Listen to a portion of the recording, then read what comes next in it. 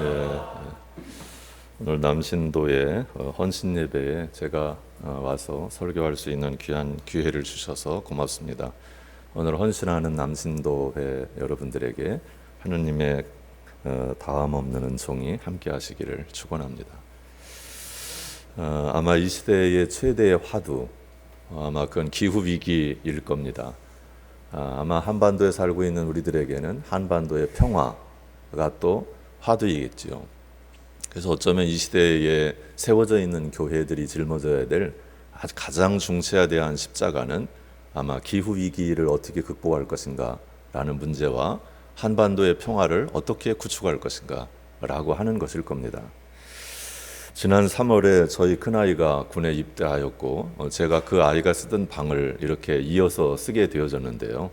들어가 보니까 큰아이가 붙여놓은 사진, 그림, 글 뭐 이런 것들이 좀 붙여져 있어서 읽어보니까 굉장히 충격적인 말들이 적혀져 있었습니다. 기후위기, 불평등, 가부장제 없는 세상 어서 오라. 폭염, 태풍, 홍수, 산불, 전염병이 우리들의 뉴노멀? 우리는 살고 싶다. 정부, 국회, 기업, 교회는 우물쭈물하지 말고 당장 움직여라. 뭐 이런 얘기였어요.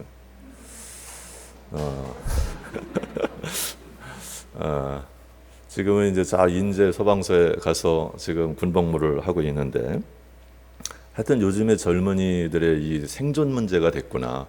우리들의 염려가 미래 세대에게는 생존의 문제로 태풍처럼 다가오고 있구나라고 하는 생각을 갖게 되었습니다. 백신 접종에도 불구하고 코로나19 이 팬데믹 상황은 점체 꺾이지 않고 있습니다. 지난 25년 동안에 30여 종의 신종 바이러스가 출현을 했고 그 종류와 빈도수도 계속 늘어나고 있습니다. 일부 지역에서는 백신이 없는 슈퍼 바이러스가 출현하다가 이제 코로나19로 전 세계가 동시다발적으로 바이러스가 창궐하게 되어졌습니다. 해마다 조류독감이 찾아오고 지구온난화로 동토층이 녹으면서 동토층에 잠들어 있던 고대 바이러스가 깨어난다면 그거는 악몽 중에 악몽이 될 것이다 라고 얘기합니다. 개발과 벌목으로 숲이 사막으로 바뀌고 있고 도시와 도로 건설로 농경지가 사라지고 지구온난화로 인한 지구 기후 위기로 기상이변이 속출하고 있습니다. 이로 인한 곡물 생산량이 줄고 있고 지나친 육식으로 상당량의 곡물이, 우리나라도 60%의 곡물이 소의 먹이로, 돼지의 먹이로 들어가고 있고 생물 다양성이 위협받고 있습니다. 2007년도에 노벨 평화상을 탄 IPCC가 4차, 5차 보고서의 보고를 보면 하루에 150종에서 200종의 생명체가 사라지는 것으로 보고가 되었습니다. 이것은 자연스러운 멸종 속도의 1000배나 빠른 속도인데요. 그리고 이 IPCC가 얼마 전에 보고한 보고치를 보면 지난 91년부터 30년 동안 IPCC가 예측치, 대략 이렇게 되어 갈 것이다 라고 하는 예측치가 실제 상황치랑 비교 분석을 해보니까 거의 들어맞았고 어떤 예측치들은 예측한 거에 가장 큰 이렇게 예측될 것이다라고 하는 가장 큰 기대치에 그렇게 예측이 되어지는 것으로 파악이 되어졌습니다. 그리고 지난 8월에 6차 보고서를 냈는데요. 이 보고서는 아마 내년까지 6차 보고서가 나오게 되어지는데요.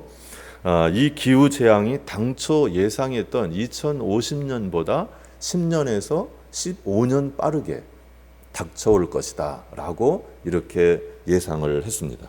그래서 2035년에서 2040년에 되어지면 지금 이대로 가면 통제 불능의 지구 상황이 될 것이다 라는 예측입니다. 마크 라이너스라고 하는 분의 6도의 악몽이라는 책, 벌써 2000년대 초반에 나왔으니까 상당히 오래된 책인데도 불구하고 이 책의 예측치대로 지금 되어가고 시나리오대로 되어가고 있다는 거에 지금 두려움이 앞섭니다. 지구 온도가 1도 상승하면 10%의 생명체가, 2도가 상승하면 2에서 30%가, 3도가 상승하면 4에서 70%가 멸종하는 것으로 나와 있고요. 이대로 가면 2100년에는 지구의 온도가 6.4도까지 상승할 것인데, 그렇게 되면 지구 생명체 80%가 멸종할 것으로 예상하고 있습니다. 해마다 산불이 발생하고 그 발생 빈도수도 증가하고 있습니다. 올해는 캐나다, 미국 산불에 이어서 호주, 그리스, 터키 등등의 아마 지구 전체 이곳저곳에서 산불이 일어나서 한 번 일어나면 한 달에서 2달 정도 지속되어지는, 거기서 발생하는 탄산가스는 물론이거니와 거기에 살고 있는 무수히 많은 생명체들이 결국은 죽음으로 내몰리고 있습니다. 지난 9월 초 뉴욕을 강타한 태풍은 시간당 800mm라고 하는, 아마 지구가 기후를 측정한 이후에 가장 많은 양이 1시간 동안 내렸습니다. 지난 3일 동안 아마 제주도 한라산에도 1200mm가 내리는, 어쩌면 우리의 1년치 강우량을 3일 만에 갱신해버리는 그런 폭우가 여기저기서 발생하고 있고, 그린란드에도 폭우가 쏟아져서 상당량의 빙하가 녹고 있습니다. 이산화탄소보다 30배나 더 강력한 영구 동토층에 갇혀 있던 메탄가스가 방출된다면 지구온난화는 기하급수적으로 확대될 것입니다. 지구온도는 우리 몸의 체온과도 같습니다. 36.5도라는 체온이 1도만 올라가도 정상적인 생각을 계속 유지하는 것이 어려워지고, 2도가 올라가면 사실상 정상적인 삶이 어려워지고, 3도가 올라가면 결국은 우리 내부에 이상 기후 증세가 나타나고, 4도 정도가 올라가면 우리의 내장이 타들어간다라고 얘기합니다. 그 정도로 지구의 온도가 1도, 2도 이렇게 올라가는 것은 지구 전체 생명체에 엄청난 타격을 입히고 있다라고 하는 것입니다. 기후학자, 생물학자, 미래학자 등 전문가들이 앞다투어 기후 위기를 경고하고 있습니다. 전 세계 2,500여 명의 기후학자들, 전문가들이 포진해 있는 이 IPCC는 지금 전환하지 않으면 지구는 영원히 존속이 불가능하다라고 그렇게 결론을 내리고 있습니다. 신학계에서도 매트 폭스나 토마스 베리, 잔 캅, 로즈메리 루터, 레오나르도 보프, 프란츠 알트, 쉐리 맥페이그 등 이런 다양한 생태 신학자들이 결국은 이 지구 환경 문제에 대해서 선도적 역할을 수행했는데요. 그 중에 토마스 베리라고 하는 신학자는 현재 멸종 규모로 보아서, 그리고 속도로 보아서 인류는 신생대의 마지막에 지금 살고 있다. 만약에 여기서 대전환을 이루어내지 않으면 우리는 신생대와 함께 멸망하고 말 것이다. 그렇지만 우리가 다음 단계인 생태대라고 하는 역사적 비전을 향해 나갈 수 있다면 우리는 이 신생대로 종말을 구하지 않고 새로운 세대를 만들어 열어낼 것이다. 그것은 생태대가 될 것이다 라고 이렇게 이야기합니다. 그런 생태대는 그냥 오는 것이 아니라 바로 새로운 우주론이 필요하다고 요구합니다. 티핑 포인트라고 하는 말이 있습니다. 이것은 대변곡점이라고 하는 의미인데요. 지구 온도가, 평균 온도가 1.5도를 티핑 포인트로 보고 있습니다. 그땐 인간이, 만약에 이 티핑 포인트 1.5도씨 이상이 넘어가면 인간이 제 아무리 노력해도 이 환경을 안전하게 유지되고 통제할 수 없다라고 하는 이야기입니다. 그런데 이 1.5도로 유지할 수 있는 기간이 2028년까지인데요. 앞으로 한 7년 정도, 한 6년 몇 개월 정도가 남았다고 이렇게 얘기합니다. 이 7년 정도밖에 남지 않았는데도 지금 세계 정부가 추진하고 있는 이 탄소 저감, 이 1.5도 유지를 위한 그러한 정책 발표는 아주 굉장히 더디게 이렇게 만들어지고 있어서 대부분의 사람들은 지구는 이제 더 이상 2028년까지 이 이산화탄소 발생을 통제할 수 없을 것이다 라고 이렇게 이야기하고 있습니다. 그렇다면 이 지구 위기의 원인은 무엇일까라고 하는 것입니다. 인간은 자연의 일부로, 자연에서 태어나서 자연이 주는 먹을거리를 먹고 자연에서 살다가 결국 자연으로 돌아갑니다. 결국 한순간도 자연을 떠나서는 살 수 없는 게 인간입니다. 결국 이 자연이 인간의 삶을 받아내지 않으면 인간은 존속이 불가능한 존재라고 하는 것이죠. 그런 의미에서 이 영적인 존재요 정신적인 존재인 인간이 이 지나친 물질적 삶, 물량적 삶으로 인하여 거룩함을 상실하고 천박한 삶으로 전락한 것이 문제입니다. 지나친 물질의 소비가 자원의 고갈을 가져왔고 자연을 황폐화시켰으며 굶주림으로 몰아가고 있습니다. 물질의 소유를 행복의 가치로 본 잘못으로 인하여 풍요를 위한 지나친 소비가 성장주의를 부추겼고 자연을 지속적으로 파괴하였습니다. 결국 인간 중심주의와 기계론적 우주관, 그리고 풍요롭고 편리하게 살고자 하는 인간의 탐욕이 환경 파괴, 지구 위기의 원인이라는 말입니다. 만물의 영장으로 살아야 할 인간이 지구 생태계의 암적인 존재가 되고 말았습니다. 지금 우리가 살고 있는 이 세상은 경제 논리가 생명 논리를 압사시키고 있습니다. 분명코 교회가 추구해야 될 길은 경제 논리가 아니라 생명의 길입니다. 기독교인의 선택 기준도 경제가 아니라 생명입니다. 어떤 일을 함에 있어 돈이 되느냐를 따지는 것이 세상 논리라면 생명이 사느냐라고 하는 것을 묻는 것이 기독교의 논리입니다. 예수께서는 당신의 몸인 교회에 하나님의 나라 실현을 위임하셨습니다. 생명을 살리고 평화를 만드는 일이 예수의 핵심 사역이었습니다. 교회의 존재 이유 또한 거기에 있습니다.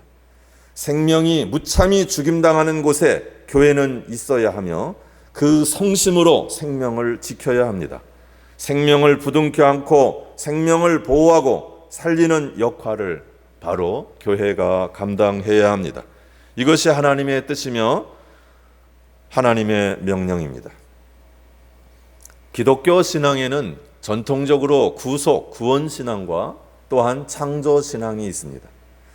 구원 신앙은 지나치게 강조한 나머지 기독교가 구원 신앙밖에 없는 줄로 착각하게 만드는 오류를 범하게 하였고, 창조 신앙은 무지하여서 이 창조 신앙을 가르쳐내지 않았기 때문에 또한 창조 신앙을 알지 못하는 무지에 빠지고 말았습니다. 창조 신앙은 모든 만물은 하느님이 지으셨고 만물 속에 하나님의 은총으로 가득하다고 믿는 것입니다. 생명의 토대가 되는 자연 세계는 하나님의 섭리인 창조 질서에 의해 운행되고 있으며 생명은 하나님의 것으로 신비하며 존엄합니다. 어떤 생명도 함부로 대하지 못합니다. 생명체를 함부로 대하는 것은 창조주 하나님을 함부로 대하는 것이니 이 또한 불신앙입니다. 동산을 잘 돌보는 환경 선교는 하나님이 인간에게 맡긴 최초의 사명입니다. 이 시대의 교회가 할 수 있는 가장 시급하고 중요한 사명 또한 환경 선교입니다. 환경 선교는 본질적으로 교회의 책무라는 이야기입니다. 지난 5월 20일 한국교회 NCGK는 소중한 결단을 담은 시의적절한 선언을 발표하였습니다. 기후위기 극복을 위한 한국교회 탄소 중립 선언이 그것입니다. 교회는 사회가 나아갈 방향을 제시할 예언자적 의무를 가지고 있습니다. 지난해 11월 NCK 총회를 통해 2030 기후 비상 행동을 결의하였습니다. 향후 10년 동안 한국교회가 기후위기에 비상하게 대응하겠다라고 하는 결의입니다. 그 이후 이번 선언으로 한국교회는 기후위기를 시대적 핵심 과제로 삼고 기후위기 극복을 위한 행동에 동참하겠다고 결의하고 대사회적으로 선언한 것이어서 의미가 큽니다. 한국교회는 선언문을 통해서 하나님이 우주의 창조자이시며 창조 질서를 통해 유지 보존하시고 창조에 꽂힌 인간으로 하여금 창조 세계를 잘 보존하는 사명을 주셨고 창조 세계를 보존하는 일은 교회의 가장 위대한 과업이라고 고백하였습니다. 먼저 한국교회는 교회마다 기후 비상 행동 기구를 구성하여 개인적으로 혹은 교회와 교단적으로 비상하게 기후 위기를 대처해 나가야 합니다. 그 다음에 한국교회는 녹색교회 운동을 전개해야 합니다. 특별히 한국교회 그리고 기장교회 그리고 이 시대에 가장 기후 위기의 선봉에 선 녹색교회의 대표적인 교회로 우리 서울 제1교회가 서 있는 것이 정말 자랑스럽습니다. 서울 제1교회 문 앞에 들어오다 보니까 양쪽의 현수막이 아주 가슴을 뛰게 했고, 또 옥상에 올라가 보면 햇빛 발전소와 또 초록 그 정원이 꾸며져 있고, 여러분들이 행하는 여러 일들을 보니까 어느 교회보다도 앞장서서 녹색 교회를 추구해 가고 있어서 다행스럽습니다. 어쩌면 서울 제1교회가 독재가 판을 칠 때에는 반독재 운동을, 그리고 민주화가 필요할 때는 민주화 운동을, 노동자들의 권리가 필요할 때는 노동 운동을, 그러나 지금은 기후 위기가 가장 심각한 즈음에 다시 녹색교회 운동을 펼치고 있는 것을 응원하며 또한 감사하게 생각합니다. 녹색교회는 설교, 교육, 기도, 그리고 교회에서 이루어지는 모든 프로그램, 건축, 그리고 관리, 앞으로 되어지는 모든 환경 현안 이슈에 대해서 능동적으로 참여하고 함께 하는 교회를 의미합니다. 결국은 창조 세계의 청지기임을 교육하고 자인하고 창조 질서 보존 명령에 동참하는 교회를 녹색 교회라고 얘기합니다. 한국 교회가 기후 변화를 능동적으로 대처하는 교회로 전환하도록 노력하고, 전국 교회 지붕이나 주차장에 태양광 발전소를 설치 운영한다면 새로운 사회 운동을 만들 수 있습니다. 이번에 가톨릭 수원 교구가 탄소 중립 선언을 2040년까지 완수하겠다고, 수원 교구에 속해 있는 220개 본당이 100kW 이상의 햇빛 발전도를 설치해서 교회에 들어가는 모든 에너지를 자급하겠다고 선언을 했습니다. 만약에 지금 한국에 있는 6만 개의 교회 지붕마다, 그리고 주차장마다 햇빛 발전소를 설치한다면 아마 정부의 정책을 바꾸고 이 사회의 흐름을 바꿔낼 수 있을 것입니다. 이 서울 제1교회가 이번 기장총회에서 이런 제안도 해볼 수 있으면, 기장이 기후 비상행동 기구를 구성하고 그리고 기장교회 전국교회에 햇빛 발전소를 설치할 수 있다면 한국 교회를 견인해낼 수 있고, 한국 교회를 견인해낼 수 있다면 한국 종교를 견인해낼 수 있고 사회를 움직여낼 수 있다고 확신합니다. 한국 교회는 대정부 차원의 정책을 요구해야 합니다. 정부는 2050 탄소 중립 완성을 위해 혁명적인 탄소 저감 정책을 단행해야 합니다. 우선적으로 미세먼지와 지구온난화의 주범인 석탄 화력발전소를 신속하게 폐쇄하는 로드맵을 정하고 에너지 정책을 획기적으로 전환해야 합니다. 아울러 정부는 탈핵 정책의 일환으로 원자력 발전소도 점진적 폐쇄에 차질이 없도록 해야 합니다. 이제 기업은 단순히 이익 창출에만 급급할 것이 아니고 지구 생태계 보존과 지속성을 위한 특단의 조치를 강구해야 합니다.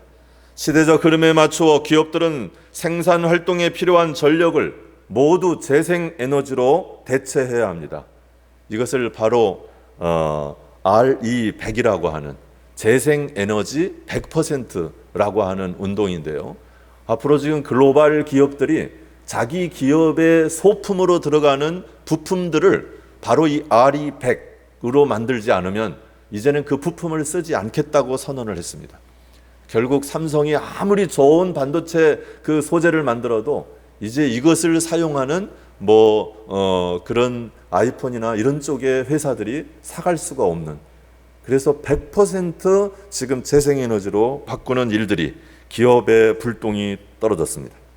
생태신학자 로이드 기링 박사는 교회가 자연에서 신성을 벗겨낸 것은 가장 큰 범죄 행위로 피안의 세계로 던져버린 신성을 다시 가져와야 된다라고 이렇게 호소했습니다.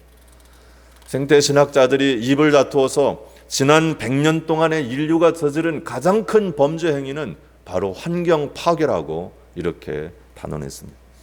한국교회는 생명 파괴에 대해 응답해야 합니다. 그 응답은 생태적 전환이 될 것입니다. 한계치를 넘어 종말로 치닫는 21세기 기후재난 재난 시나리오 2050 거주불능 지구라는 책이 나왔습니다. 인류는 자연재해로 인해 대량 학살 위협에 놓여 있다며 그 위협은 살인적인 폭염, 빈곤과 굶주림, 해수면 상승으로 집어삼키는 바다, 치솟는 산불, 재난화된 날씨, 죽음의 바다, 질병의 전파, 기후 분쟁, 시스템의 붕괴를 통해 현실이 되고 있다고 지적했습니다. 그 대안으로는 화석연료를 저탄소 재생에너지로의 전환, 기후 오염 물질을 신속히 감축, 생태계 보호 및 복원, 육식 감축과 채식 확대, 탄소 없는 경제 실현, 사회 경제적 정의와 인구 안정화를 꼽았습니다. 생태적 우주론으로의 전환이 절실합니다. 지구 생태계 파괴의 직접적 이유는 과학과 기술의 오용과 남용, 과소비로 인한 인간의 탐욕에서도 찾을 수 있지만 오히려 생태신학자 토마스 베리는 지구의 위기를 인간과 자연과의 올바른 관계를 설정해 줄 생명적 우주론의 결핍으로 보았습니다. 그동안 서구 문명과 과학기술은 자연을 도구해 왔고 그 결과 인간과 자연은 공생적 친밀성을 상실했습니다. 인류는 대립과 갈등에서 벗어나 생태적 우주론으로 전환해야 합니다. 그래야 파국을 벗어날 수 있습니다. 바로 한국교회는 이 위대한 과업을 위해 초대받았습니다. 인류는 신생대에서 장렬하게 종막을 맞을 것이냐 아니면 생태대라는 새로운 미래로 나아갈 것이냐 라는 갈림길에 서 있습니다. 미래는 지구를 착취의 대상이 아닌 사귀어야 할 주체로 이해할 때에만 실현됩니다. 토마스 베리는 현재의 생태계 위기를 해결하기 위해 우리가 해야 될 가장 시급한 과제는 지구 스스로 자신을 치유할 수 있게 도와주는 것이라고 말했습니다. 우리가 지구에게 정중하게 사는 법을 제대로 배워야만 행성 지구가 우리를 아낌없이 보살펴 주었듯이 우리 후손들 또한 그렇게 보살필 것이다 라고 말했습니다. 한국교회는 시급히 기후 비상행동 대책기구를 결성해야 합니다. 기후위기는 이념의 문제도 정치 진영의 문제도 진보와 보수의 문제도 아닙니다. 온 교회가 나서서 기후 비상행동을 결행하고 교회와 신앙적 차원에서 기후 위기를 극복할 길을 모색해야 합니다. 한국교회는 단순하고 소박하게 사는 길로 나아가야 합니다. 코로나19의 근본적 해결 방안도 역시 건강한 생태계 복원에 있으며 이는 지구 생태계에 부담이 덜 가는 삶의 방식으로의 전환에 있습니다. 예수께서 제시한 좁은 길이요 단순하고 소박하게 사는 길입니다. 위대한 과업은 위대한 전환에서 시작되어집니다. 이제 생태적 전환이 답입니다. 넓은 길에서 좁은 길로의 전환, 화려하고 풍요로운 삶에서 단순하고 소박한 삶으로의 전환, 기계론적 우주론에서 생태적 우주론으로의 전환, 일방적 구원신앙에서 구원신앙과 창조신앙의 조화로운 전환, 성장에서 성숙으로의 전환, 이제는 관리자에서 구도자애로의 전환, 인간 중심주의에서 생명 중심주의로의 전환의 길로 가야 합니다. 이는 지구 생명의 호소이며 하나님의 명령입니다.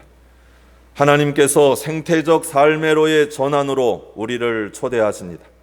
지체하지 말고 이 신성한 삶의로, 이 거룩한 전환회로 우리 함께 갑시다. 13세기 생태영성가 마이스터 에카르트는 이렇게 고백합니다. 만물이 제 삶을 통해 하느님을 드러내 보일 때 하나님은 비로소 하나님이 되신다. 침묵으로 기도하겠습니다.